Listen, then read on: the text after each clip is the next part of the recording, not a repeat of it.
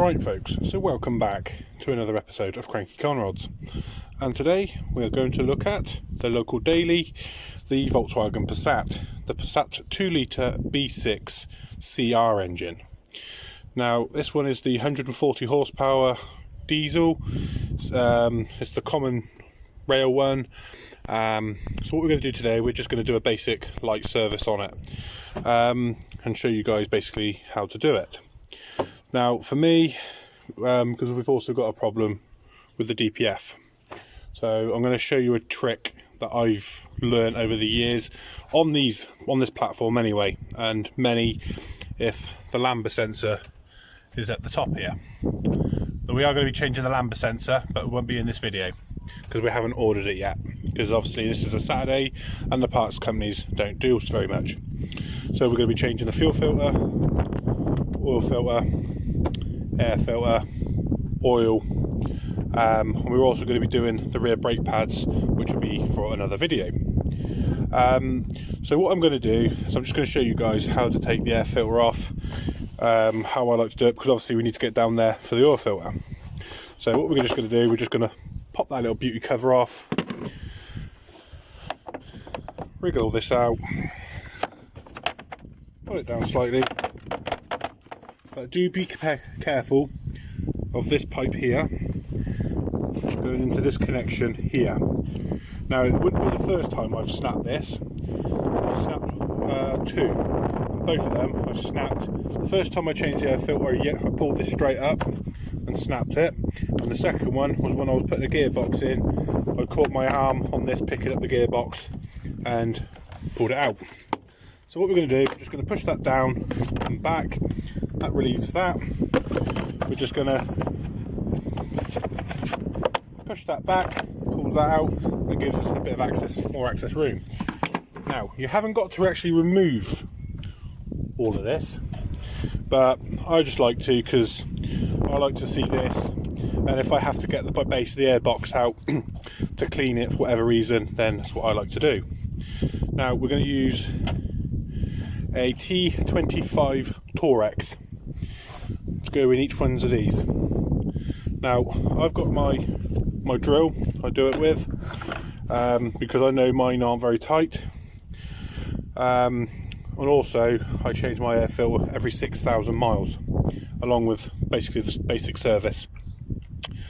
Pollen filter I change like twice a year, so you know, people are going to be like, well, but that's my personal preference, because I mean this car's done I think 25,000 miles this year, and it does get used a lot, and it does get used for towing and stuff like that.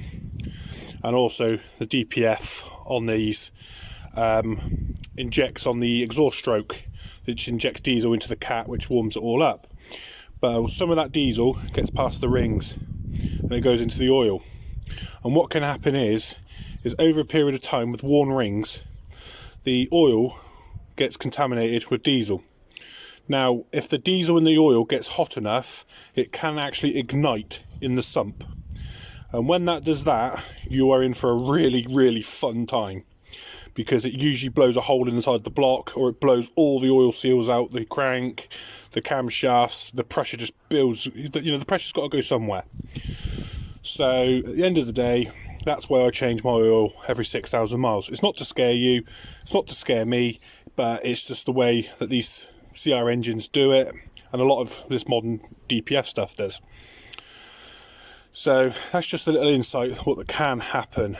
And obviously diesel in your oil, in your turbo and everything else, it will destroy the turbo.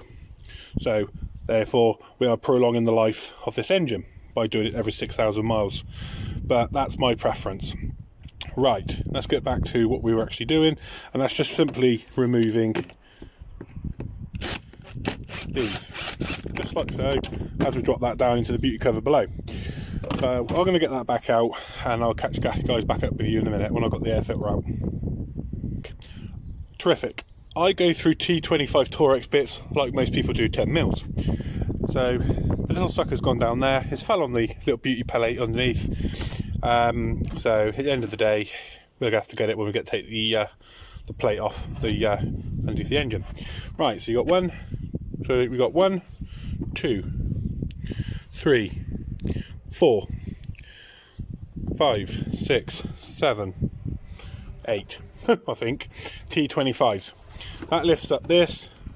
You got plenty of movement here. Look, you know, you can really move this around, and I'll show you guys what I mean.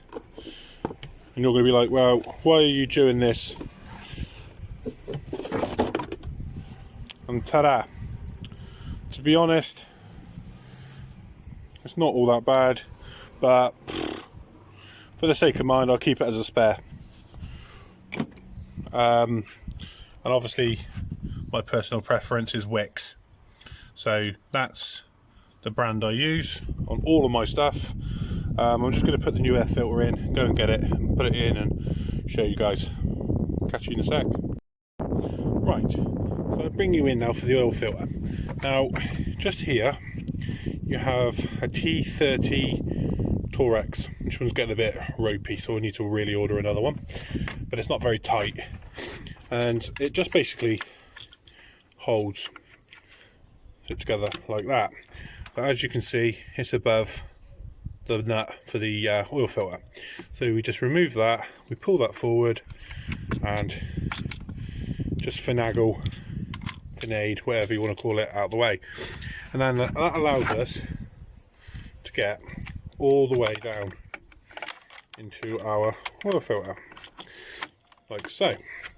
Now, this oil filter shouldn't be very tight. It should only be, I think it even says on the top of it, X amount of newtons, what it should be. But when we get it off, I'll show you. But all we're going to do here is we're just going to crack it off, just past the rubber seal inside the threads. And basically, what that's going to do is, while we're doing other bits and pieces, is that's going to allow all this oil to return back to the sump. So basically, we're trying to give it as best as we can of a flush. Because, to be honest, guys, I should have done 2 services by now on this car. But it was over Christmas, and we all know what Christmas is like. It's hell. And trying to service a car in the middle of Christmas in December, it just wasn't going to happen. Because to me, I've got more important things to be doing. But yeah, I'm just going to pull this off. It shouldn't be very tight, but it is a 32mm socket if you're interested in doing it this way. But do be careful, because if they are on there silly tight, they can actually crack. So do just be very, very, very careful with these oil filters, okay? And basically what I'm going to do is I'm going to get into other bits and pieces and show you what we got in store for this car. Right folks, so as you can see, I've took it out already. The bloody camera died, the battery went flat. What a pain in the butt. But anyway, nonetheless, as you can see, I've got the bloody camera and light here and everything. We've got the new filter. That just goes back in there like so, and a good hard clip. And it should have a little bit of a spring to it. Not too tight, not too rough. Should be nice and square, should be able to spin nice and gently. And all you do is, nearly messed it up then, I just nearly forgot to change that washer film in for you guys. So what we're going to do is I'm just going to swap this rubber O-ring out just like that. Look, it's that easy. You just roll it out, roll it off, put the new one in, put a bit of oil around it, and stick it back in the hole. Nobody likes a dry hole, no puns intended. But anyway, yeah, it's that easy. Look, I can do it one-handed. So we're going to put a new O-ring in there and stick it back in the hole. So folks, as you can kind of see, I've already put it back in, I've lubricated the seals and everything. It's kind of tricky when you've got cables and that everywhere.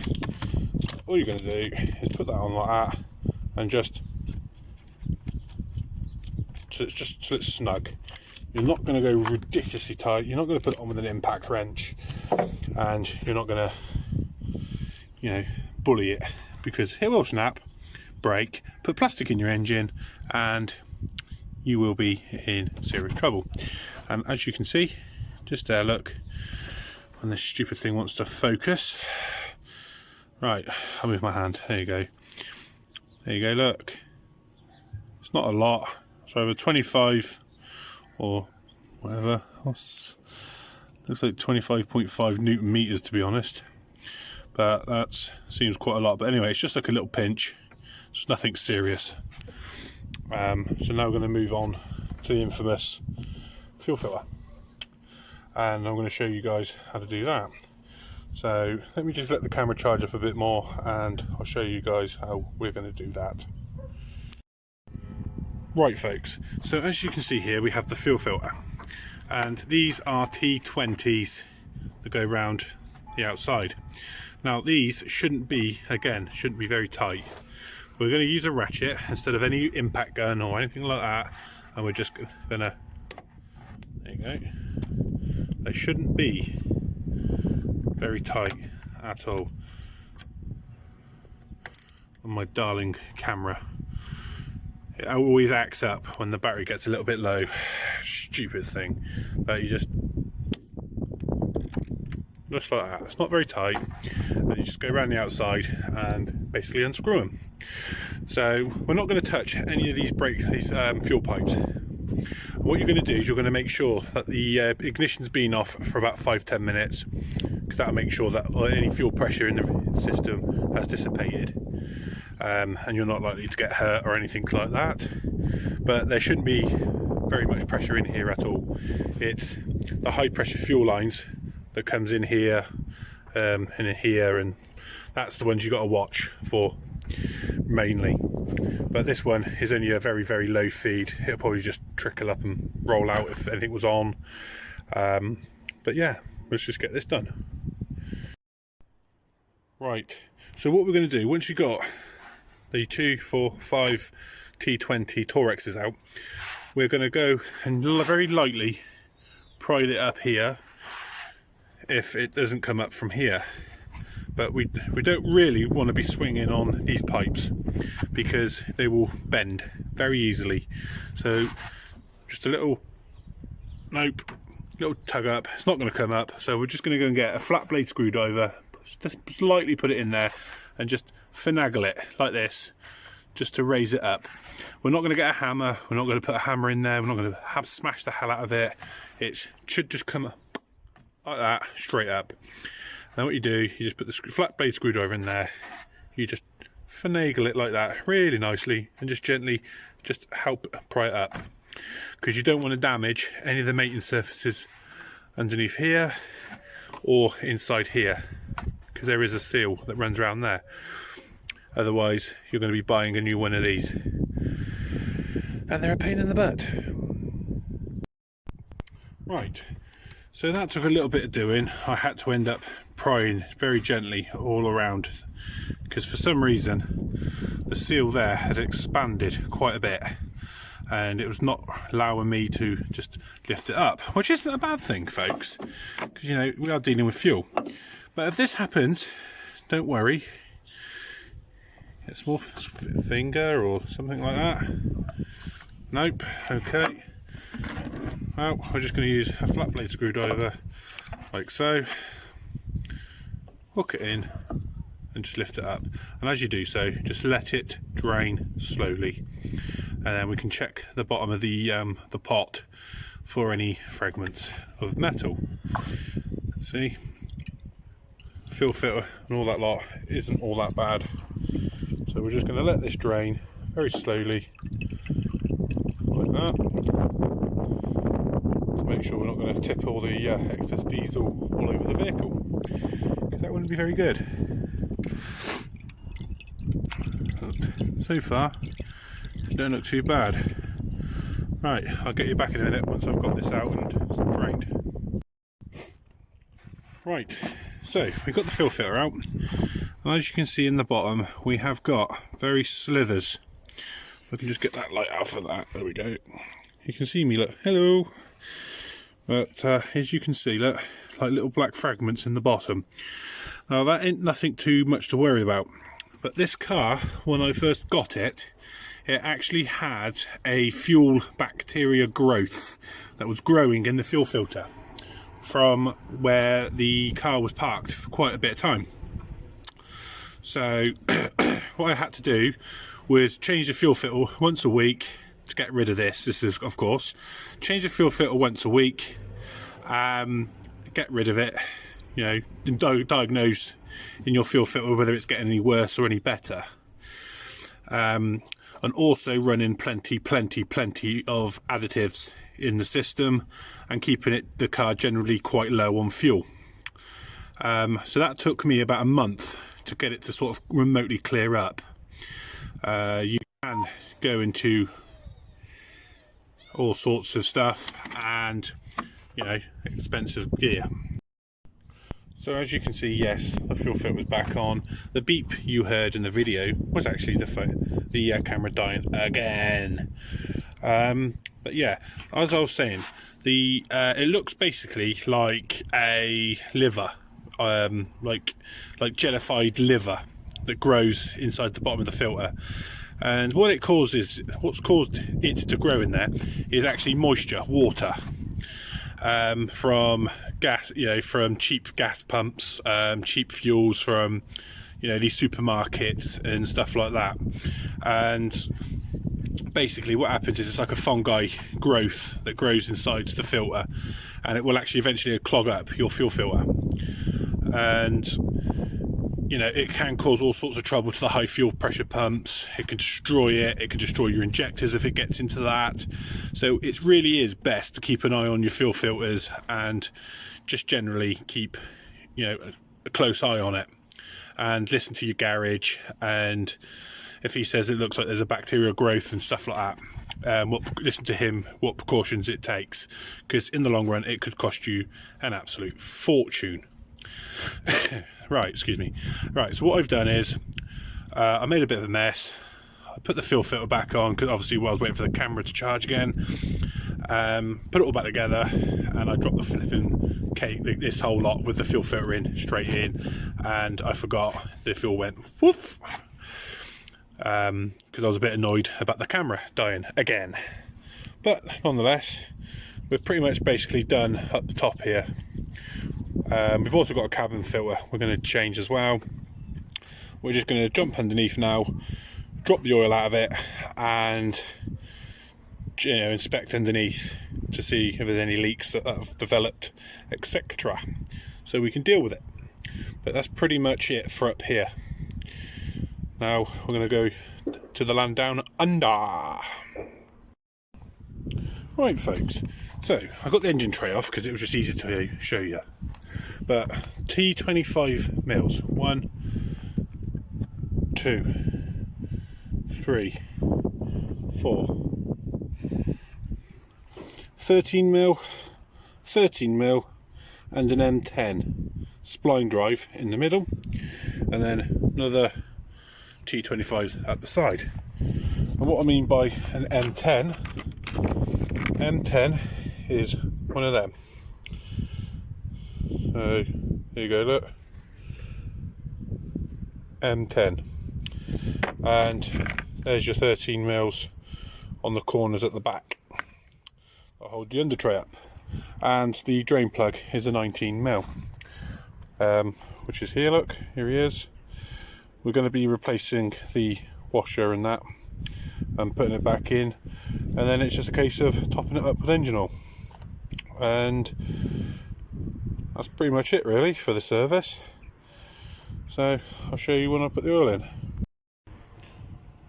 Right, folks, I almost forgot to tell you, when you're topping this up with engine oil, get it up to about the minimum, or just halfway between minimum and maximum, on a flat ground. So in a minute I'm going to roll this off the ramps, not starting it obviously because you will damage the engine. Clean up. So we're going to roll this off the ramps onto a flat surface. We're going to check the oil, top it up to just above the minimum, start the car up, oil light's going to go out, etc. That was the engine cover falling on the floor. And what we're going to do then is double check it so it's about halfway between the minimum and maximum. And then what we're going to do then is in the morning we're going to check it again and then gently top it up so it's near the 3/4 mark. Between 3/4 and full is where you want this ease to be. And then obviously just keep checking it a couple of days after, just to make sure you haven't got a problem. And also just check on the ground after you've done all this, just to make sure that you haven't got any leaks. Anyway, much love from me, guys. Peace out.